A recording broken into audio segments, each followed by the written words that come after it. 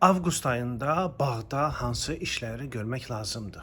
Bu videoda onunla bağlı danışacağım. Əgər sizə də maraqlıdırsa, telefona, monitora, kompüterə bir balaca yaxın oturun. Telefonu yaxın tutun, biz başlayaq.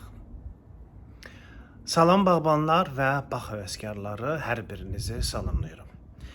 Artıq mövzunu elan elədim. Avqustda bağda hansı işlər görülməlidir? Və avqust ayında bağda nə etmək olmaz? Onu da deyəcəm sizə. Başlayaq. Avqust ayında bağda nə etmək lazımdır?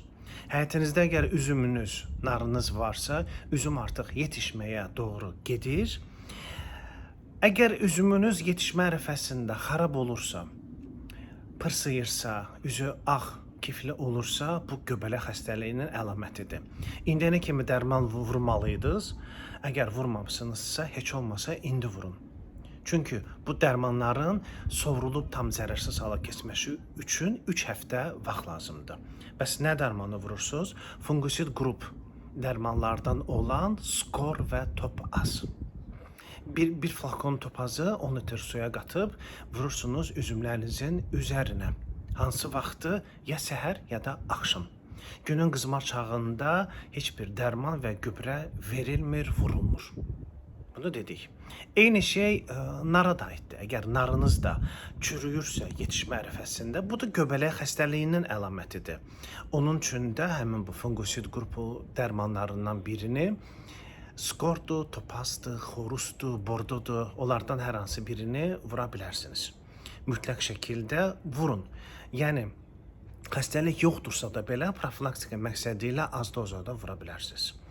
Sonra nə etmək lazımdır? Abşeronda yaşayanlar üçün ən aktual mövzulardan biri zəfəran. Avqust ayı zəfəran soğanlarının satışa çıxdığı vaxtdır və dükanlardan zəfəran soğanlarını alıb indi əkə bilərsiniz. Tam vaxtıdır. Bilirsiniz, Abşerondur, qumsallıqdır və yaxud da sarıgildir.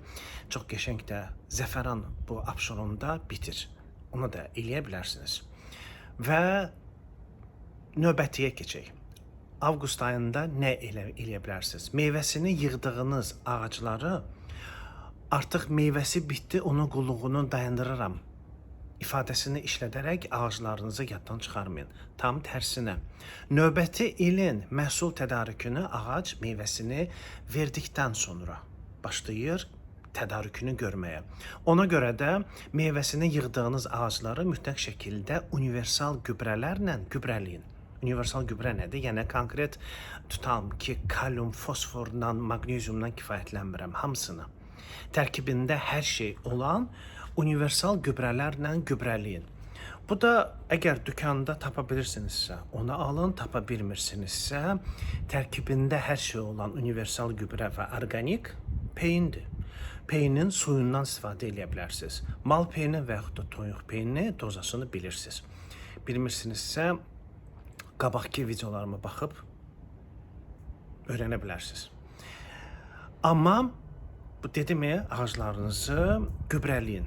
Amma avqust ayında ağaclara, kollara verilməyən bir gübrə var, o da ki, azot gübrəsidir.